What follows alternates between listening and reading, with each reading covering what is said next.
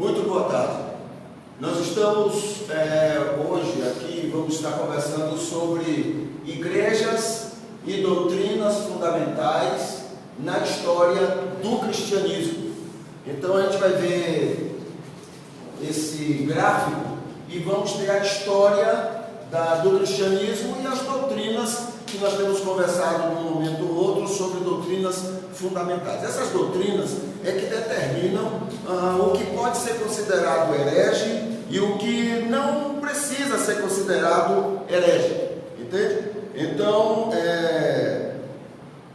e é a partir dessas doutrinas, e aqui nós vamos trabalhar elas, é que nós temos essa divisão nesse gráfico da história do cristianismo.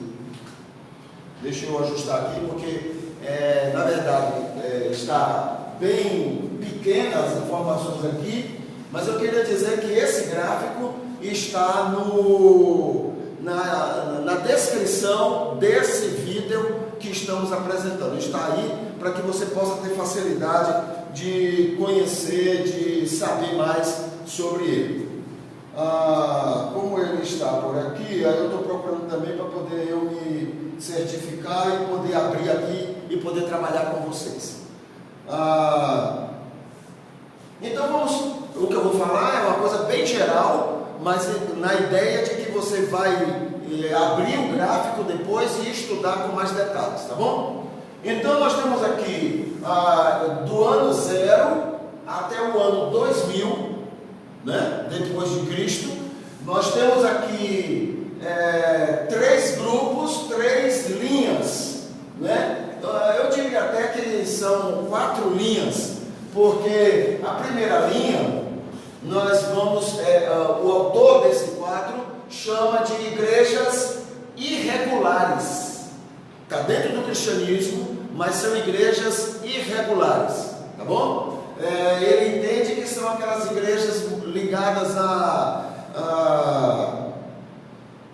gnosticismos e outras heresias da época. Depois nós temos um segundo grupo aqui, que ele chama de igrejas primitivas. Na verdade, todas são igrejas primitivas. Se você for olhar o texto bíblico, você vai ver coisas assustadoras nas igrejas primitivas, inclusive daquelas igrejas que a Bíblia menciona que as cartas para quem foram escritas as cartas. Então nós temos, na verdade são todas primitivas, porque aqui está do ano 0 até o ano 100.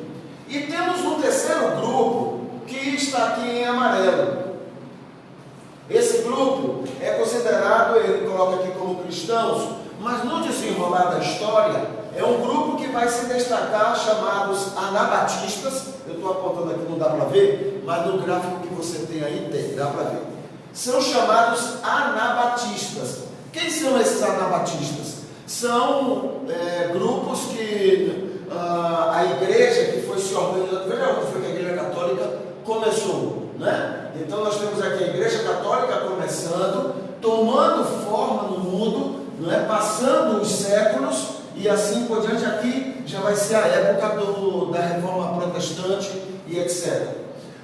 Esse grupo aqui, que podemos chamar de anabatistas bíblicos, né? Então esse grupo aqui, ele vai atravessar os séculos, né? Principalmente esse grupo, se você vai ver aqui uma linha, é só para significar um grupo de igrejas que atravessou silenciosamente a história. Por que silenciosamente?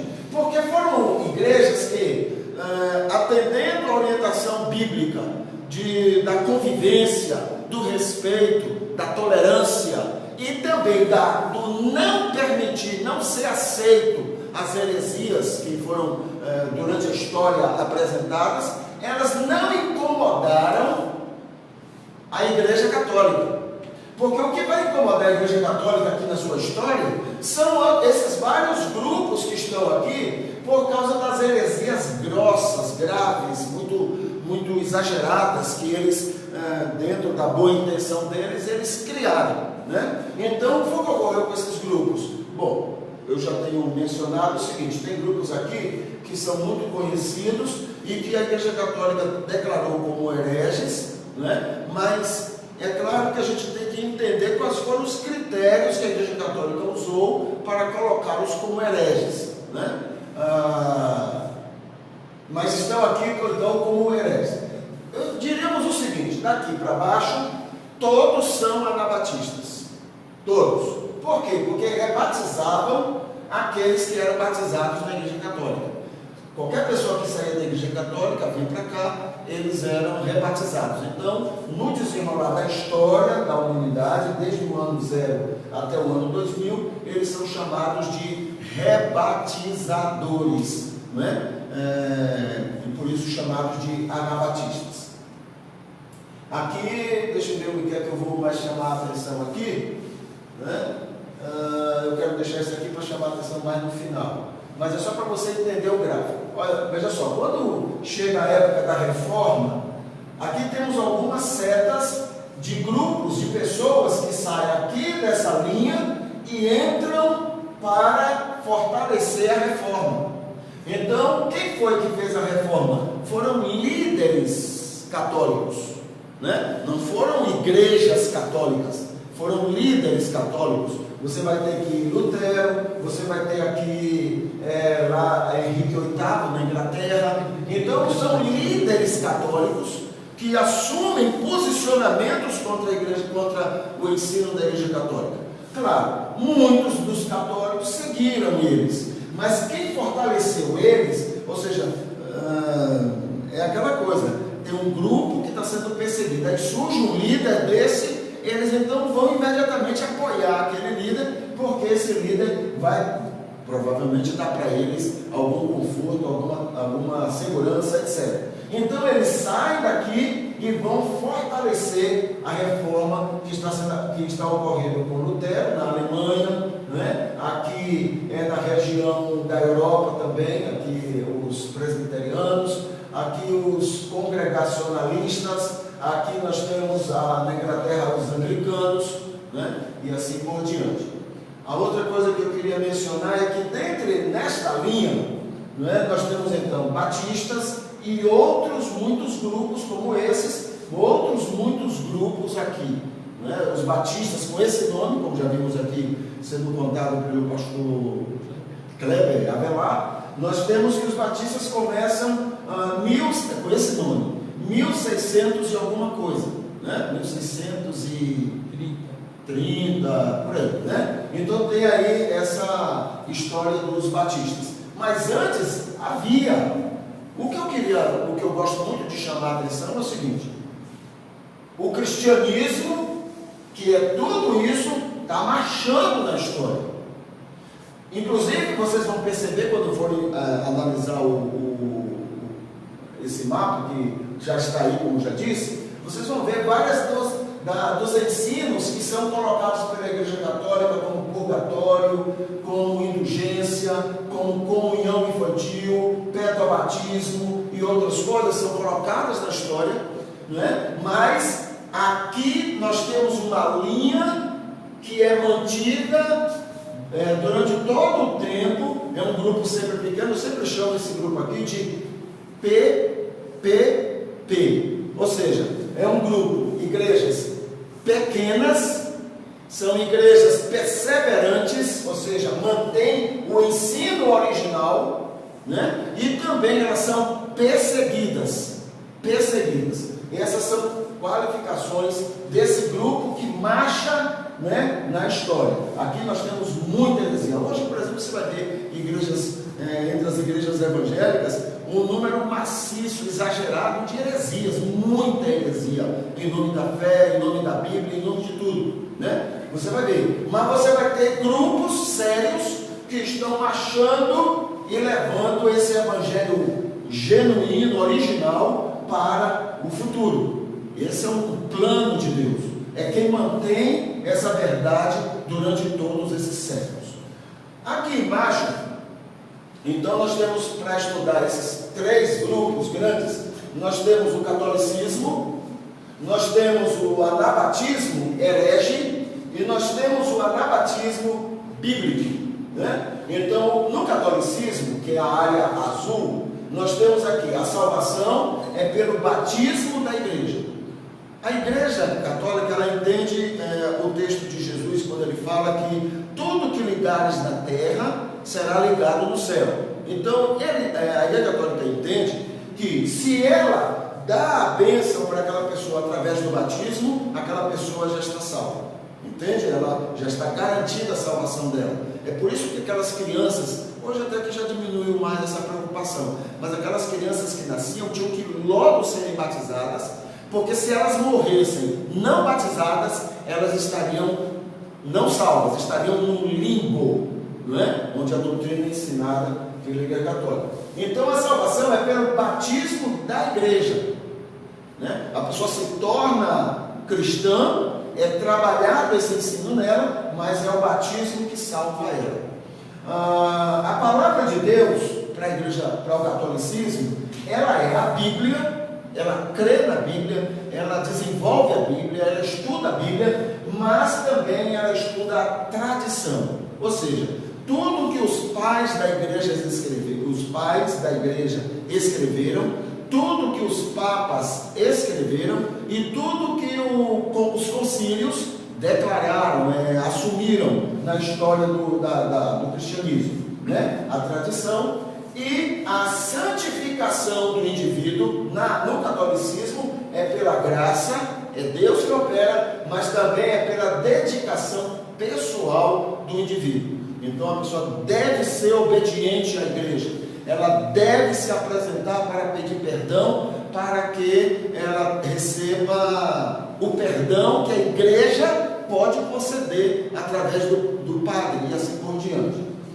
Para os anabatistas hereges, né, que é esse grupo claro, branco que está aqui, para os anabatistas hereges, que é a área branca, a salvação é pela fé, mas também pela religiosidade da pessoa.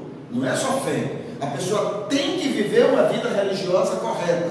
Ela tem que ter uma religiosidade dedicada. Então, a salvação é pela fé e a religiosidade. A palavra de Deus, nesse grupo anabatista herege, né, a palavra de Deus é a Bíblia, eles acreditam na Bíblia, mas também outras escrituras, ou também experiências pessoais ou os fundadores. Então, crê na Bíblia, mas acredita também em revelação, acredita em sonho, acredita em uma série de visões e assim por diante. Então, para eles, também essas coisas. Além disso, tem a questão de outras escrituras, você vai ter grupos que acreditam que os seus fundadores, aquilo que eles escreveram, aquilo é inspirado tanto quanto a Bíblia. Entende? Então, esses são grupos assim. Aqui também, a santificação para esse grupo anabatista herege, não é? A santificação é pela graça, sempre porque a Bíblia está dizendo, então eles dizem que acreditam, não é? A santificação é pela graça, mas também pelo empenho pessoal, a religiosidade pessoal. São arminianos, ou seja, para eles a salvação e a santificação só por escolhas pessoais. Então, eu escolho ser crente, ser salvo, eu escolho, então é só pela escolha pessoal, né? Ok? Os anabatistas bíblicos, então, olha, é a área amarela que está aqui, né? Olha, só para lembrar um parêntese, daqui até aqui é a Idade Média, tá bom? É a história que ocorreu dentro da Idade Média, chamada Idade das Trevas. Então veja, para os anabatistas bíblicos, a salvação é só pela fé, no sacrifício vicário, só pela fé, não é? Diferente do grupo cá em cima. A palavra de Deus para os anabatistas bíblicos, a palavra de Deus é só a Bíblia, só a palavra de Deus, só a Bíblia. E a santificação é só pela graça. Só a graça opera a santificação no indivíduo, né? Isso para os anabatistas bíblicos, que estão aqui em amarelo, incluem aqui nesse grupo, inclusive aqui, ó, nessa subida que está aqui, incluem calvinistas. O que é que o calvinista crê? Que a salvação e a santificação só por decreto de Deus, ou seja, é Deus quem diz eu vou salvar esse ou aquele, e é Deus quem opera a santificação dessas pessoas, não é? E inclui então os calvinistas e os não calvinistas, que é a salvação e a santificação pelo querer pessoal do indivíduo e a atuação de Deus na vida dele, tá bom? Então, aqui inclusive tem um recadinho que eu queria chamar bem a atenção, você vai dar uma lida, veja esse recadinho, porque é uma demonstração de respeito, de defesa do direito de pessoas crerem diferente de tudo isso, tá bom? Mas aqui está, eu oriento você a dar uma olhada no mapa e você vai aprender muito mais. Que Deus abençoe você.